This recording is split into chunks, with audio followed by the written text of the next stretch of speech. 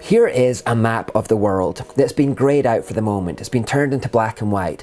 And what I want to do first in this video is to lay down on this map the prevailing religion in each area of the world, because I think it tells us something quite important. The prevailing religion in an area basically provides its moral framework and foundation. It tells that society what's right and wrong, what is good, what is evil. So let's start in India with this, where the prevailing religion is, of course, Hinduism. India is around 80% Hindu. There's also a bit of Sikhism there, a little bit of Islam, a tiny bit of Christianity, but it's a majority Hindu country. Speaking of Islam though, if we then travel up to the Middle East, this is of course an Islamic stronghold up here. Around 93% of people in this area are estimated to be Muslim. Islam has also spread into northern Africa too. And in fact, it's gone down further into Africa, but the north is really where it dominates. If we now get into the core of Africa, this is actually quite a difficult area to summarise, but probably we could call it animism. It tends to be a mix of ancient rituals, superstitions and beliefs mixed in with Christianity and Islam, so it's often a bit muddled, but animism is a fairly decent summary of traditional African religion. Let's now travel to the Far East, where we're getting into Buddhist territory now. Of course, China and North Korea have been communist nations for a long time now, so essentially atheistic societies, but the majority of nations over here do have a Buddhist heritage. Let's now come back into Europe, and Southern Europe especially, which is the power base of Roman Catholicism. So we're talking about places like Italy, Spain, Portugal, even France. Roman Catholicism was then transported to South America by the Portuguese and Spanish especially, so South America is also around 82% Roman Catholic. Eastern Europe and Russia is an interesting one because that's a mix of Catholicism, Eastern Orthodoxy, and it was a communist area for many years too. So again, essentially atheistic for a while. If we now move into Northern Europe, these are the countries that went through the Reformation. The Reformation was about getting back to pure Christianity and living as close to the Bible as possible. So getting back to the words of Jesus basically. Now, most countries north of Switzerland embraced the Reformation. So we're talking about Switzerland itself, we're talking about Germany, the Netherlands, Scandinavia, the UK. And it was Christians from these areas that then took the faith over to begin a new life in North America. So the United States and Canada are also built on Christianity, and the same goes for Australia and New Zealand too. Basically, all the English-speaking world tends to have a Christian root. So that's essentially the religions of the world now placed on this map. Now what I'm going to do is I'm going to colorize this map using data from Transparency International. Transparency International measure levels of corruption in all the nations of the world, and this is the infographic that they've come up with. On this map, red represents highly corrupt areas and yellow represents the least corrupt areas, or the cleanest areas. Now, if we zoom into India, we can see that Hinduism, as a moral framework, as a moral foundation, has not produced a very clean society. There's quite a bit of corruption there. If we look in the Middle East, we can see that Islam has not produced clean societies either. We've got oranges, we've got reds, we've got some very deep reds in the likes of Yemen, Syria and Iraq. If we now scan into Northern Africa, still some dark colours, still lots of reds going on here. If we now go down into the core of Africa, again very red, lots of deep reds. If we now check into the Buddhist areas of the Far East, we can see again there is no change, lots of red, lots of corruption. Communist China is also very corrupt, same with North Korea. We do have some shining lights over here, so the likes of Japan is very clean, Bhutan is also pretty good. But in the main, we're seeing a lot of red in this area too. Let's now check in on Catholic Europe. So let's go to France and Spain and Portugal and places like that. Slightly better, but it's still not great. I mean, it's oranges at best. If we now go to South America, which is another Catholic zone, again, it isn't great. Uruguay is really the shining light over there, but in the main, it isn't too good. If we now go back into Eastern Europe now, again, it isn't great. Some are doing better than others, but in the main, it isn't fantastic. But now let's head into the Christian area. Let's go into Northern Europe, the area that went through the Reformation, the area living closest to the Bible, the area following most closely to Jesus' teachings. And for the first time, for the very first time, we're now coming across some consistent yellow.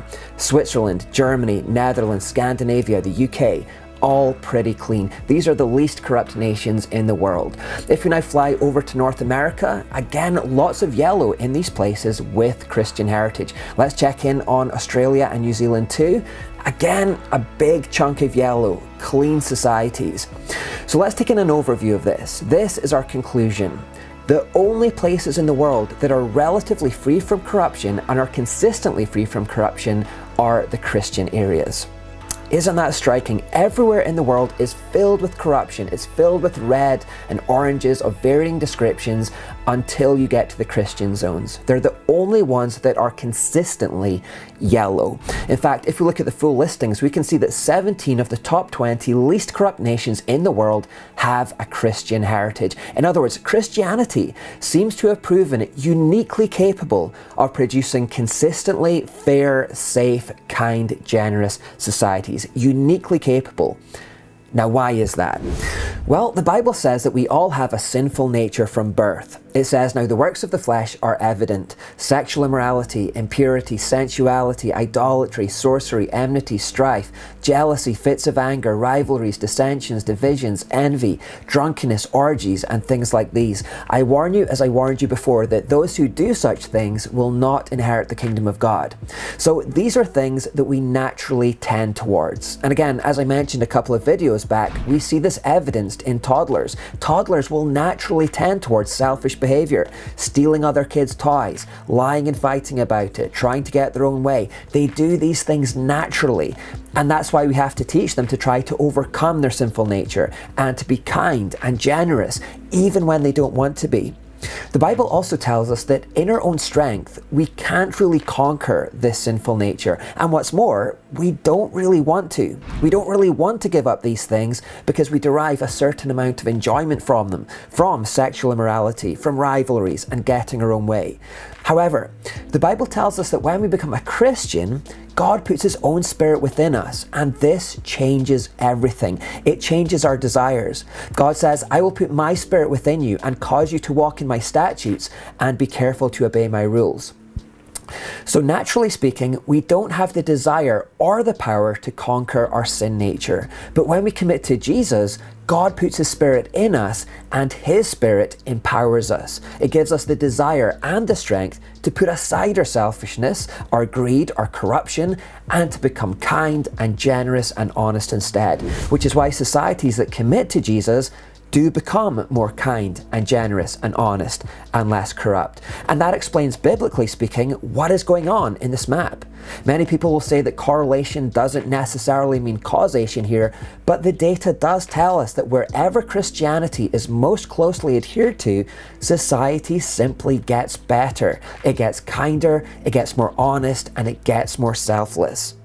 There are 7 points that I want to make based on this infographic.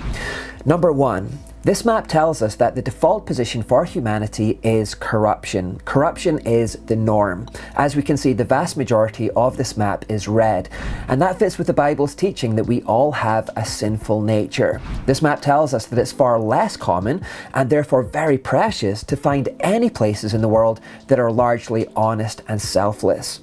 Number 2. If you live in a yellow zone, you are incredibly blessed. Do not take it for granted. If it's all you've ever known, then it might be easy to take it for granted, to assume that this is the kind of life that everyone experiences, but it's not. Most of the world don't know what it's like to live in a place of such freedom and kindness and generosity. Do not take it for granted. Number 3, understand that these yellow areas are not guaranteed to stay yellow forever. They are yellow today because our ancestors made sacrifices and lived their lives according to the Christian ideal. They instilled Christian values in succeeding generations, and they did difficult things to protect their freedoms. You should be proud of them for handing down to you such a rare and precious thing. Free societies filled with kindness, generosity, and honesty. Part of the globalist agenda today is to convince you that you should be ashamed of what you've inherited, and you should be ashamed of your ancestors. You will hear in schools and universities that you should be ashamed of living in a country in a yellow area. They're wrong. You should take pride in your heritage, in those who created your freedom, and you should protect the values that made your society possible. Number 4, it's clear that all religions of the world have proven ineffective at curing the human sinful nature. Whether it be Hinduism in India, Islam in the Middle East, animism in Africa, Buddhism or atheism in the Far East, even the Catholic system has proven less effective in Europe. The only belief system in the world with a consistent track record of cleaning up human hearts and producing good, honest, kind societies is Christianity. Biblical faith in Jesus. Number 5. You'll notice that this map helps to explain migration patterns in the world today. Migrants, generally speaking, are trying to leave the red areas and are heading towards the yellow areas. Whether it be caravans of people in Central and South America trying to get to the United States and Canada, whether it be people from Africa and the Middle East trying to get to Europe, the internet has meant that people in the red areas can now see the kind of lives that are possible elsewhere. Therefore, it is completely understandable that some should be attracted by a life in the yellow areas. However, it's also clear that the yellow zones are finite, and it's obviously unfeasible for the whole world to try to cram itself into these places. Therefore, rather than trying to cram the whole world into Europe and North America and Australia, surely it's a much better idea to try to turn more of the world yellow itself. Surely it's better to try to bring down corruption levels in Africa and the Middle East and South America so that they become just as attractive and prosperous places to live in. And if we understand that to be a sensible idea to make the whole world a better place to live in, then this infographic suggests that there's really only one solution. Those societies need to rebuild themselves around the Christian faith and Christian values. Rather than importing people to Christian zones, we need to export Christianity and Christian values to those other zones, because Christianity is the only consistently proven remedy for corruption that we know of. It's the only consistently proven method of overcoming the sinful nature, having God's Spirit inside us, empowering us. Every other faith system in the world has failed to do this. Number 6, if there's to be migration from the red zones to the yellow zones, that's fine, but we have to make sure that migrants understand and conform to the values that made our societies successful. Remember, it's a very difficult and unique thing to have yellow zones in this world at all. It's very unusual and special to have societies where people are looking out for each other and being kind and generous. This is unusual. We have to therefore insist that people joining these societies are educated and conform to the values that made this possible. And finally, number 7, it was Christian values that created the yellow. If we as nations then turn our backs on Jesus, we will become red too. The works of the flesh will start to take over: sexual immorality, idolatry, rivalries, and all the rest. If we turn away from Jesus, our societies will become more corrupt. Of course, we should try not to let that happen.